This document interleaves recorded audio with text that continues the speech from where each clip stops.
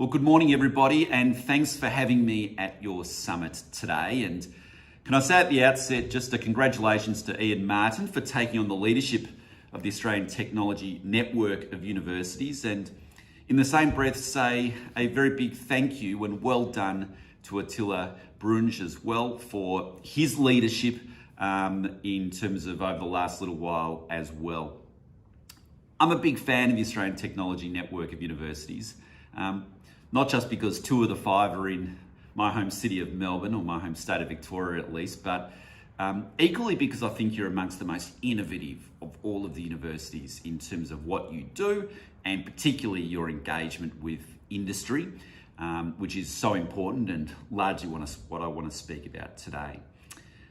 Let me at the start though just say something briefly about international students, because I know with the borders being closed, that has caused disruptions to the sector, to universities, to the broader community, because we haven't been able to get new international students in.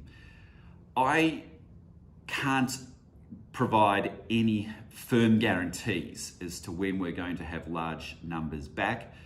I had said a few weeks ago that I'd hoped and increasingly hoped that larger numbers would be back by early next year. It still remains my hope that we'll get there, but I just can't guarantee this, and we're obviously watching this space very carefully. We provided a fair bit of assistance to the university sector last year to help you manage the transition and deal with some of the financial challenges which you are facing because of fewer international students. And we're certainly keeping a close eye on the university finances in that regard. I have been looking at the numbers, and I've got to say that I'm quite pleased that the numbers aren't nearly as bad as what we perhaps thought that they would be at this stage, but we are keeping a close eye on it, and I just do want to acknowledge the situation that you're in. The main message that I wanted to give today though is around how our universities generally can collaborate and work more closely with industry, and I know that's a big focus of this conference. And generally the Australian Technology Network universities are very good at this. There's 2 ways that this can occur. I'll just briefly touch on the first, but I really want to focus on the second. The first being that it can occur through the courses that we provide and the interaction and the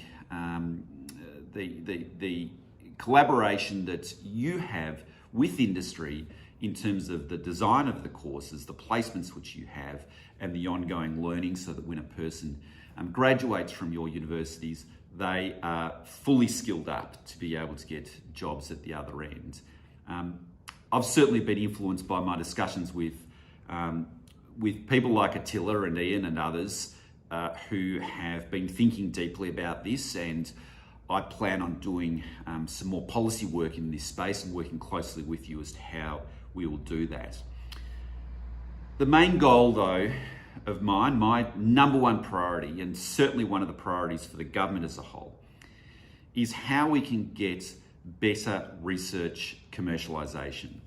How we can take some of our world-leading primary research and move it down the scale and actually get greater commercial outcomes at the other end. Because when you look at the data, which I have pretty closely now, you can see that we punch above our weight in terms of research. The number of publications, the quality of those publications, but we don't punch above our weight in relation to research commercialisation. In fact, on most metrics, we're far below where we should be. I also look at what the growth has been in research and the output over the last 20 years.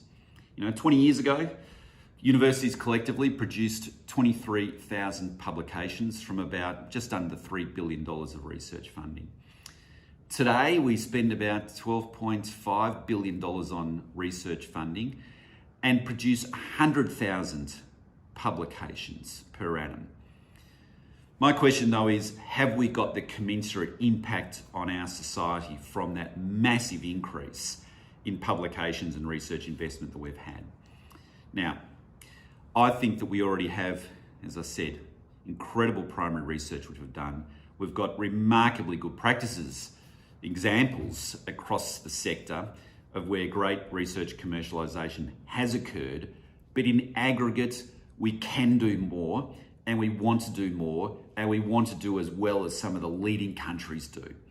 Because we've got great challenges which we need to solve. We've got great new industries that we want to be creating in the future. And to do that, we need the very best minds put to task.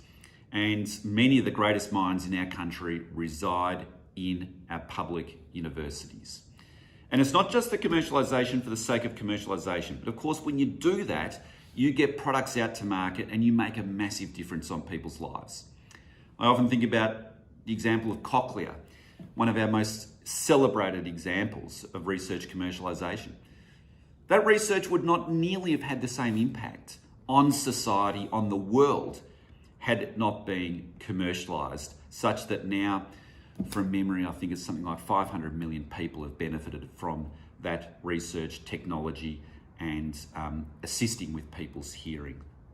But equally, there's other social challenges which need to be made as well, which need to be addressed. And some of those social challenges, I think we could benefit from the university sector tackling them more. Now, many of those big social challenges do involve cross-disciplinary teams, and as one university vice-chancellor said to me, they don't necessarily involve getting published in the world's leading journals, but they're nevertheless critically important.